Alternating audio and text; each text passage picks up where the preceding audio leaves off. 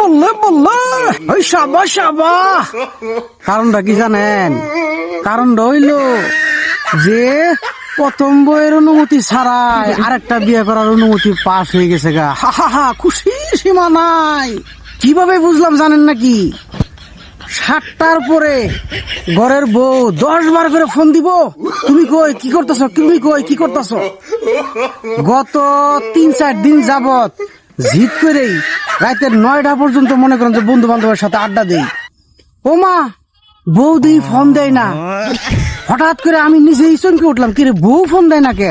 আমি নিজেই বউয়ের ফোন দিলাম, কি খবর এহারো যে তুমি ফোন দাও না? কই না, তুমি বন্ধু বান্ধবের সাথে আড্ডা দিয়ে আস্তে আস্তে ঘরে আহ।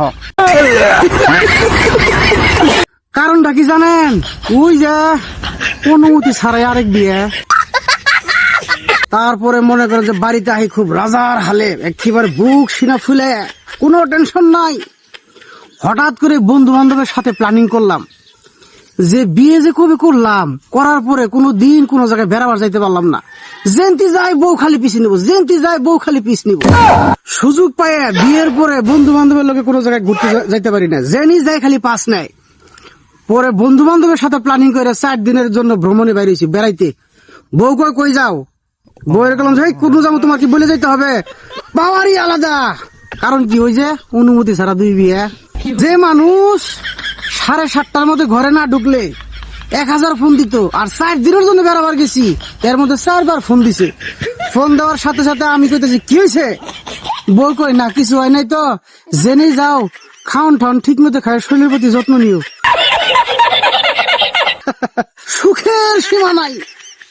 এই জন্য একটু নাচতে মন চাইলো, বললে বললে ও সাবা সাবা।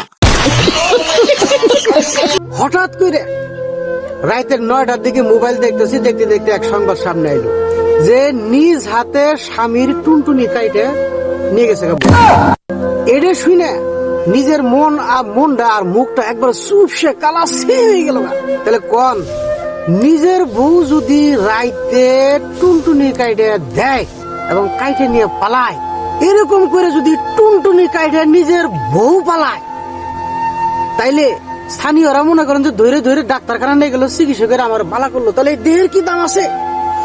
টুনটুনি ছাড়া এই দেহের কি দাম আছে? এরকম করে ঘরের বউ যদি টুনটুনি কাইটে পালায়, তাহলে তো সব পুরুষ হয়ে যাবো।